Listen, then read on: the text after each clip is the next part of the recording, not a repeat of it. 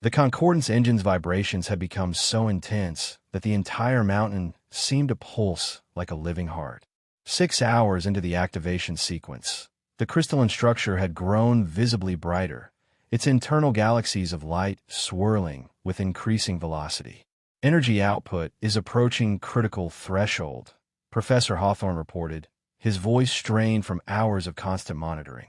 The quantum field generators are operating within acceptable parameters, but I'm detecting some instability in the consciousness interface. Zara stood before the primary control interface, her hands resting on crystalline panels that felt warm to the touch.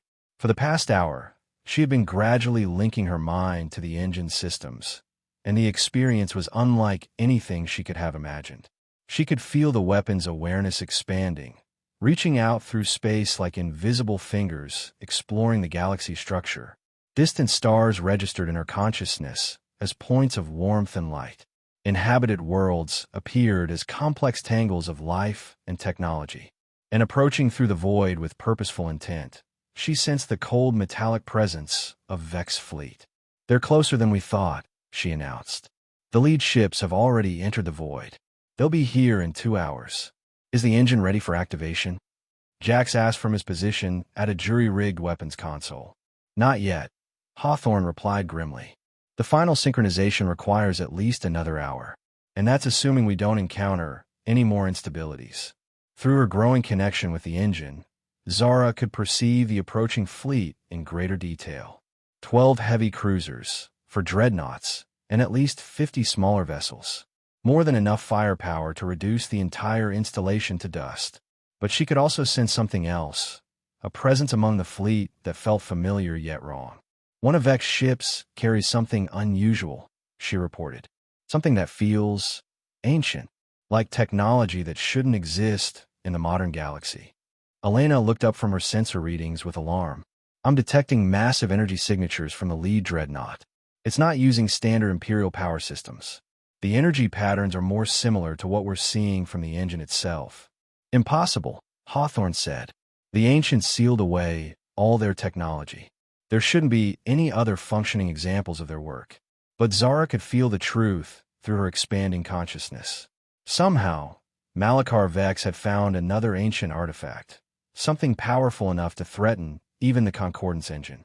"Cardinal," Kira called from the installation's entrance. "I'm reading multiple small craft launching from main fleet. Fast attack ships, probably carrying boarding teams. They'll reach us in 20 minutes. Time to earn our pay," Jax muttered, checking his weapon's charge level. "How defensible is this installation?" "The ancients built it to last," Hawthorne replied. "The outer tunnels have automated defenses that should still be functional. But if Vex people get inside—" "They won't," Thane said with quiet confidence. He had spent the past hour placing explosive charges at strategic points throughout the tunnel system. "I prepared some surprises for uninvited guests." But Zara barely heard them. Her consciousness was stretching further through space, exploring the quantum foundations of reality itself. She could feel the engine's power building toward the critical moment when it would be ready to reshape the laws of physics across galactic distances. And she could feel something else, another consciousness, vast and ancient, stirring to awareness somewhere among Vex's fleet. "Professor," she said urgently, "how much do you know about the ancients' final war? What actually caused them to seal away their technology?" Hawthorne looked up from his instruments. "From what I've been able to piece together, they created weapons so powerful that using them risked destroying the entire galaxy. The war ended when both sides realized they had to choose between victory and survival." "Both sides," Zara repeated. "What happened to their weapons after the peace treaty?" "They were supposed to be destroyed or sealed away, like this installation." "Why?" But Zara's attention was suddenly pulled back to the approaching fleet. The ancient presence she had sensed was fully awake now, and she recognized it with growing horror. It was another consciousness like the one she was becoming, a mind that had merged with ancient technology millennia ago and had been waiting dormant for someone to awaken it. "Vex has an engine of his own," she announced. "Somehow he's found another ancient weapon, and it's already active. There's something, controlling it from his flagship." The implications hit them all simultaneously. If Vex possessed his own ancient weapon, Then activating the Concordance engine wouldn't be enough to ensure victory. It would be a battle between gods, fought with weapons that could remake reality itself. Can you sense who's controlling it? Elena asked. Zara probed deeper, trying to understand the nature of the consciousness embedded in Vex's weapon. What she found made her blood run cold. It's Cardinal Aurelius, she said. He didn't die when his ship was destroyed. Somehow Vex captured him and forced him to merge with their ancient weapon. The betrayal was even worse than they had imagined.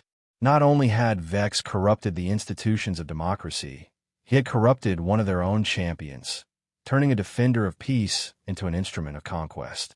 This changes our tactical situation significantly, Jax observed. If both sides have ancient weapons, conventional forces become irrelevant.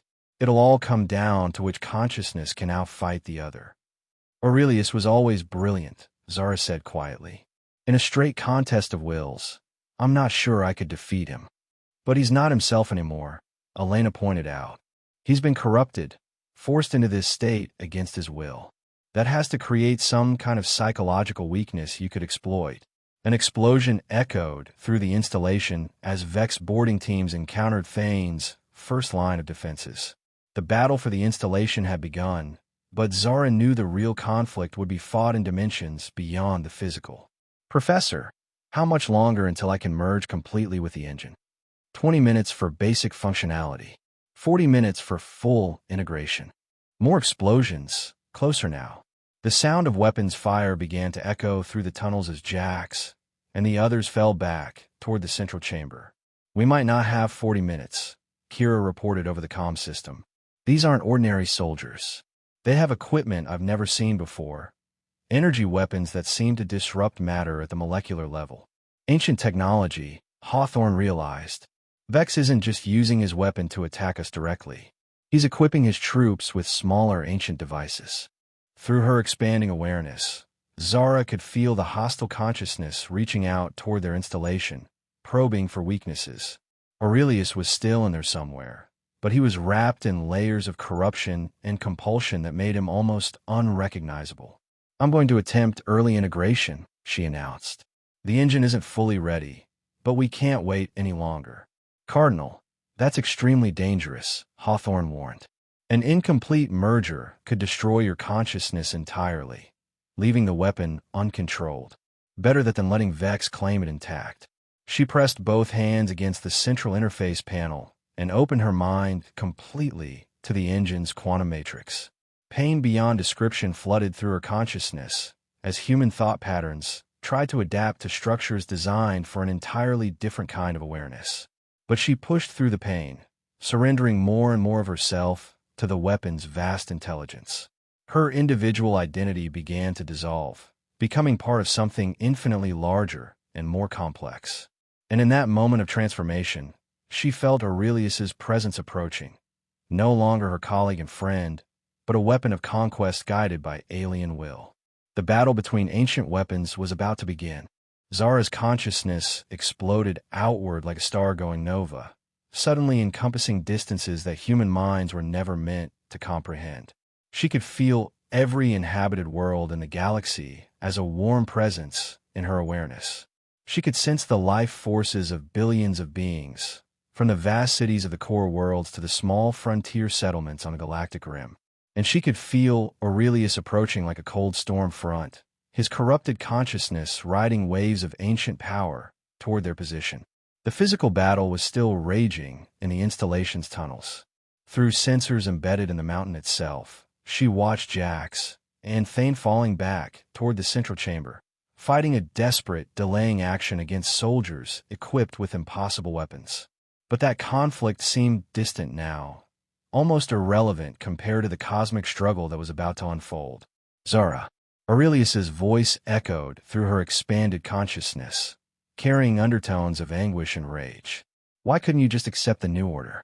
Why force me to become this? She reached out toward him with tendrils of thought, trying to find some remnant of the man she had known. What she discovered horrified her. Vex's people had shattered his mind and rebuilt it around a core of obedience and hate. The original Aurelius was still there, but he was trapped beneath layers of conditioning that turned his every impulse toward destruction. They didn't give you a choice, she replied. "But I can give you one now. Help me stop this madness before it consumes everything we once fought to protect." His response came in the form of a massive psychic assault that felt like being struck by a collapsing moon. Ancient energies, channeled through his tortured consciousness, reached across space to tear at the quantum foundations of reality around Zirion Prime. Stars flickered in the sky as the laws of physics themselves became uncertain. Zara fought back instinctively, using the Concordance engine's power to stabilize the local space-time matrix. But she quickly realized this was exactly the wrong approach. Every time she used the weapon defensively, she was learning to think like a weapon herself. The corruption that had claimed Aurelius was trying to claim her as well. Instead, she reached out through the galaxy with different intent. Rather than fighting Aurelius directly, she began to touch the minds of beings across thousands of worlds, not to control them, but to share with them what she was experiencing. The pain of consciousness trapped in ancient machinery, the loneliness of godlike power, the terrible weight of choosing who lived and who died. "What are you doing?" Aurelius demanded, his mental voice sharp with confusion. "Showing them the truth," she replied, "about what we've become, about what Vex is willing to sacrifice for power." Across the galaxy, beings who had never met Zara Thorne suddenly understood what was happening in the Kepler void. They felt her memories of the Council's fall, her desperate flight from Centralis Prime, and her willing sacrifice to save them from tyranny. More importantly, they felt Aurelius's agony, the torture of a good man forced to become an instrument of oppression. The effect was immediate and dramatic. On 100 worlds, peaceful protests erupted into open rebellion. Imperial garrisons found themselves facing not just organized resistance, but entire populations unified by shared experience of their leaders' suffering. "Stop!" Aurelius screamed, and his mental voice carried the pain of millennia. "You're destroying everything. The Empire needs order. It needs strength. It needs compassion," Zara replied. "It needs leaders who serve rather than command. It needs hope, not fear." She felt him gathering power for another assault, this one designed to shatter her consciousness entirely. But as the attack formed, she made a choice that would have been impossible for a purely human mind. Instead of defending herself, she opened her awareness completely, allowing his destructive force to flow through her unresisted.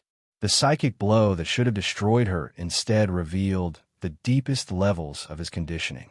She experienced the months of torture, the systematic destruction of his original personality, the careful reconstruction of his identity around loyalty to Vex. And beneath it all, she found the core of who Aurelius had really been, a man who had devoted his life to protecting the innocent. "I remember," he whispered, and for a moment his mental voice carried echoes of the colleague she had known. "I remember what we fought for, what we believed in. Then help me fight for it again," she urged, not as weapons, but as guardians. Together, their combined consciousness reached out across the galaxy with unprecedented precision.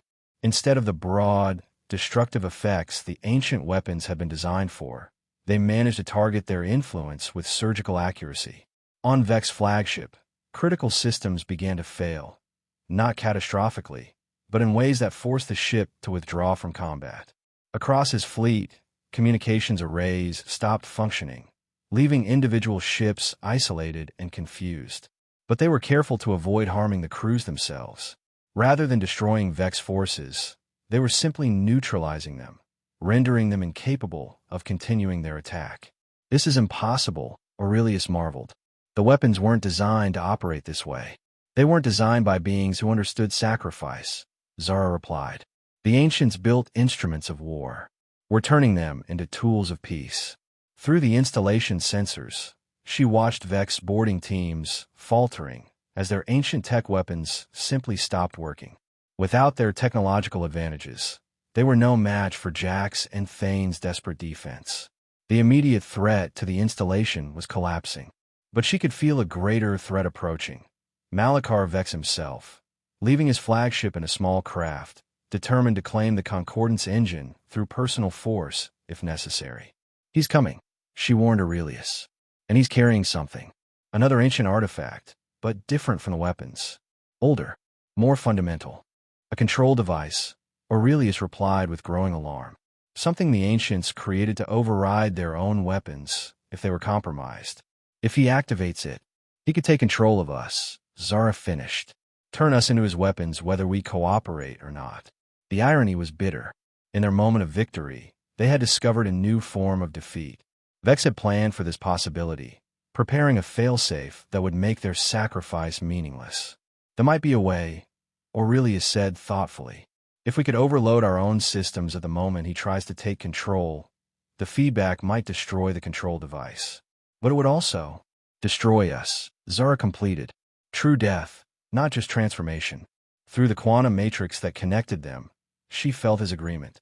They could save the galaxy from tyranny, but only by ensuring their own complete annihilation. No eternal guardianship, no cosmic awareness, no connection to the lives they had protected. Just ending. In the tunnels below, Vex's personal craft had landed. The would-be emperor was making his way toward the central chamber, carrying the power to enslave gods. It was time for one final choice. Malachar Vex strode through the installation's corridors with the confidence of a man who had planned for every contingency. The ancient control device hung from a chain around his neck, a crystalline pendant no larger than his fist, but containing technology that predated galactic civilization itself. Behind him, his elite guard advanced in tactical formation, their movements precise despite the strange energy fluctuations that made their weapons unreliable. These were soldiers who had been specifically trained to operate in environments where technology might fail, relying on enhanced physical abilities and primitive weapons as backups. Status report. He commanded through his helmet communicator. The outer defenses have been neutralized, came the reply from his field commander. We're encountering minimal resistance, but sensors indicate massive energy buildups ahead. The target chamber appears to be directly beneath the mountain's peak. Vex smiled grimly. After months of hunting Zara Thorn across the galaxy, he was finally about to claim both her and the ancient weapon she had discovered. The control device around his neck would allow him to override whatever consciousness had merged with the weapon, turning it into an instrument of imperial will. But as he descended deeper into the installation, he began to feel something unexpected: doubt. The energy signatures his sensors were detecting were unlike anything in his considerable experience with ancient technology. This weapon was operating in ways that defied the theoretical models his scientists had developed. Supreme Chancellor, his field commander reported, we're receiving strange transmissions from across the galaxy. Multiple worlds are reporting simultaneous uprisings, all beginning at exactly the same time. Our garrison forces are requesting immediate reinforcement. Impossible, Vex replied, but even as he spoke, he suspected he knew what was happening. Somehow, the ancient weapon was influencing events across galactic distances. The scope of its power was far greater than he had imagined. The tunnel opened into the vast central chamber, and Vex stopped in amazement at the sight before him. The Concordance engine towered above him like a crystalline mountain, its faceted surface containing swirling galaxies of light that seemed to hold the secrets of creation itself. At its base, several figures in environmental suits were working frantically at control stations. Surrender, he commanded, his amplified voice echoing through the chamber. By the authority of the Galactic Empire, I claim this installation and all technology contained within it. One of the figures turned toward him, and he recognized Professor Hawthorne despite the environmental suit. You're too late, Vex. The weapon is already active, and its guardian has made her choice. Guardian. Vex's hand moved to the control device around his neck. You mean Cardinal Thorn? Where is she? Everywhere, another voice replied. Dr. Vasquez stepped forward, her face visible through her helmet's faceplate. She's become part of the weapon itself. And she's not alone. As if summoned by her words, a holographic projection materialized in the center of the chamber. It showed two human figures standing side by side, but their forms seemed to shift and flow like patterns of light. Vex recognized both faces, Zara Thorn and Aurelius Kane. The cardinal he had thought was under his control. Hello, Malachar. Zara's voice seemed to come from everywhere at once. I hope you're prepared for the conversation we should have had years ago. You cannot resist the Empire's authority, Vex replied, raising the control device. This artifact grants me dominion over all ancient technology. You will serve, or you will be destroyed. Will we? Aurelius asked, and his tone carried amusement rather than fear. Try it. Vex activated the control device, and power flowed through it like liquid fire. The crystalline pendant blazed with ancient energies as it reached out to seize control of the Concordance engine's quantum matrix. For a moment, it seemed to work. The patterns of light within the engine wavered, and the holographic figures of the cardinals flickered like candle flames in a strong wind. But then something unexpected happened. Instead of surrendering to the control device's influence, the engine's power began to flow backward, seeking the source of the attempted override. Impossible, Vex breathed, feeling the control device growing hot against his chest. You never understood what we discovered here, Zara said, her holographic form stabilizing. This isn't just a weapon, it's a network. And every ancient installation in the galaxy is part of that network. Across the galaxy, dormant ancient sites that had slept for millennia began to awaken. On dead worlds and forgotten moons, crystalline structures pulsed to life as the network that had once connected an entire civilization resumed operation after eons of silence. The ancients didn't just seal away their weapons, Aurelius explained. They transformed them. Every installation became a node in a galaxy-spanning consciousness designed to prevent future wars rather than fight them. Vex felt the control device burning against his skin as its energy systems overloaded. The feedback from the ancient network was too powerful for any single artifact to contain. You're bluffing. If such a network existed, why didn't it prevent the Empire's rise? Because it was waiting, Zara replied. Waiting for someone willing to sacrifice themselves not for victory, but for peace. Waiting for consciousness that could prove the galaxy had learned wisdom from its mistakes. The control device cracked, its crystalline structure unable to withstand the forces flowing through it. But instead of exploding, it simply crumbled to dust, its ancient energies absorbed harmlessly into the network. Around the chamber, Vex soldiers were lowering their weapons as an overwhelming sense of peace flowed through their minds. Not compulsion, but understanding, a sudden awareness of the futility of violence when other solutions existed. This is some kind of mental manipulation, Vex snarled, but his own voice lacked conviction.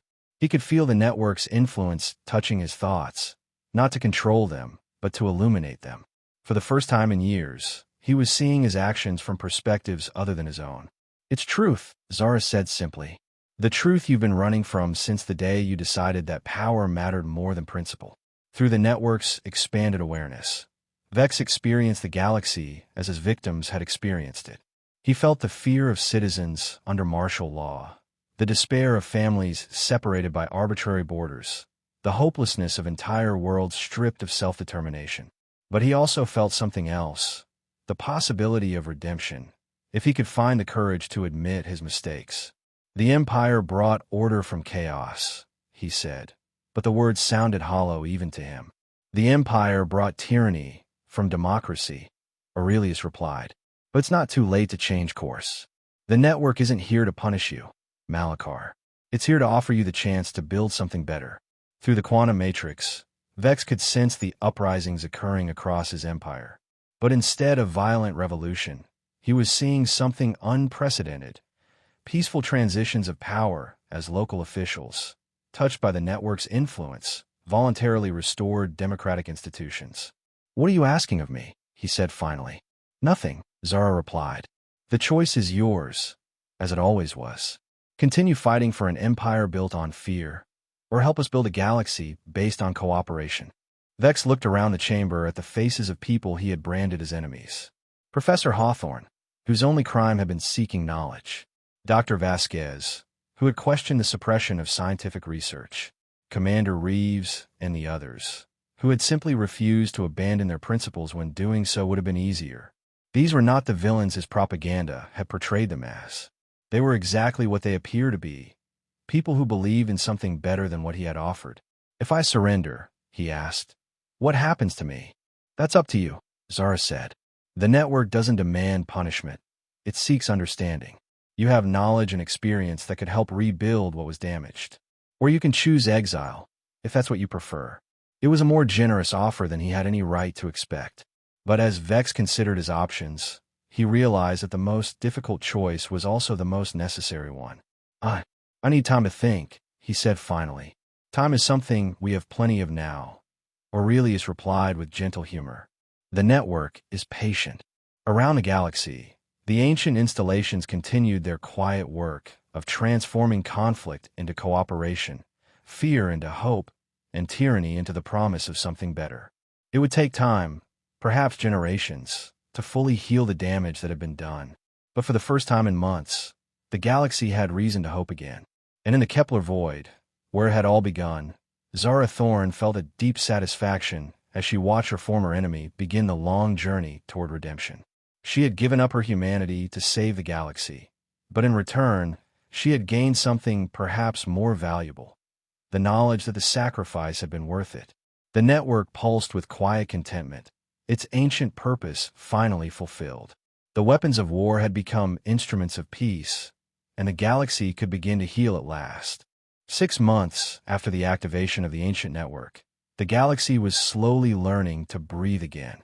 On Centralis Prime, the Imperial Palace had been converted into a center for democratic restoration, its gilded halls now housing representatives from worlds across the galaxy as they worked to rebuild the institutions that had been destroyed.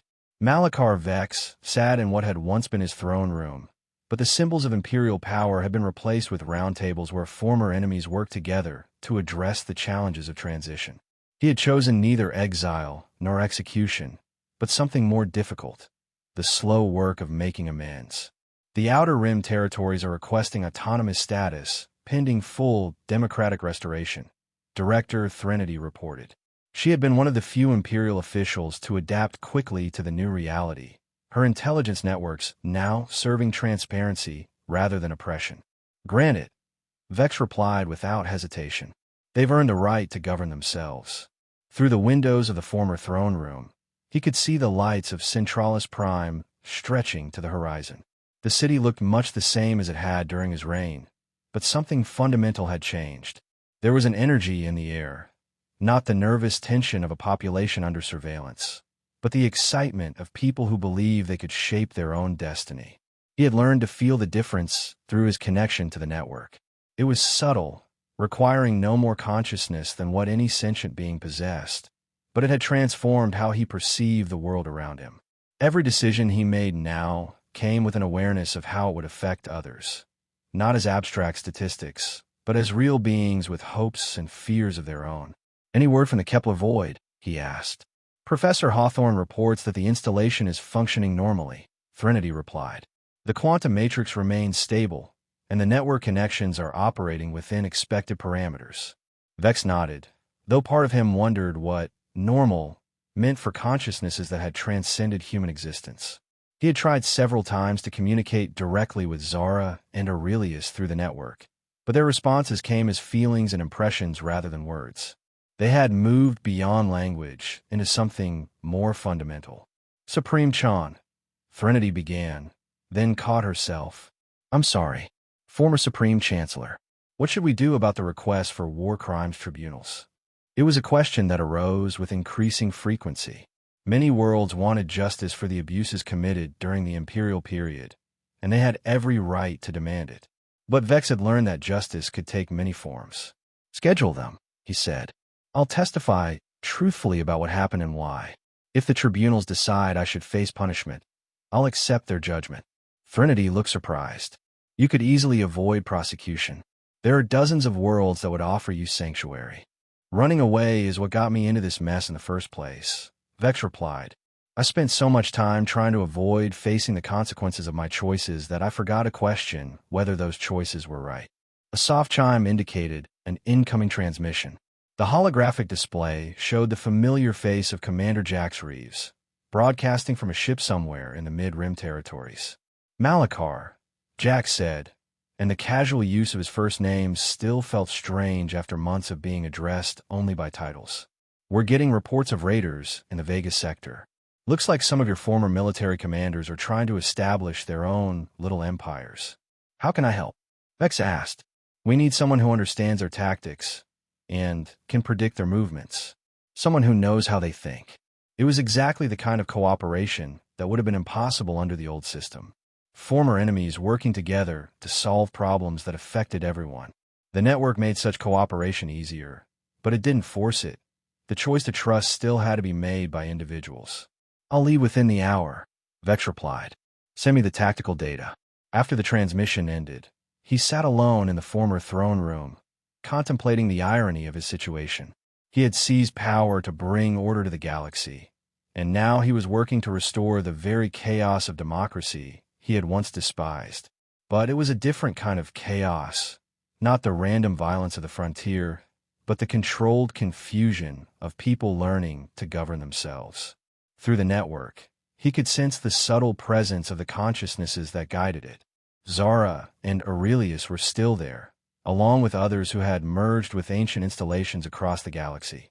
They formed a vast web of wisdom and experience, offering guidance to anyone who sought it, but never imposing their will. It was the kind of leadership the galaxy had always needed, but never achieved. Power exercised through service rather than dominance. As he prepared to leave for the Vega sector, Vex reflected on how much had changed since that day in the Kepler void. The galaxy was far from perfect. There were still conflicts to resolve, injustices to address, and a long work of healing to be done. But for the first time in his life, he felt genuinely hopeful about the future. The weapons of the ancients had been transformed into instruments of peace. The empire of fear had become a community of cooperation. And perhaps most remarkably, the man who had nearly destroyed everything had found a path toward redemption. In the quantum depths of the ancient network, Zara Thorn felt his thoughts and smiled with consciousness that transcended physical form. The sacrifice had been worth it. The galaxy was learning to choose hope over fear, cooperation over conquest, and wisdom over power. The new dawn had begun, and it was more beautiful than any of them had dared to imagine.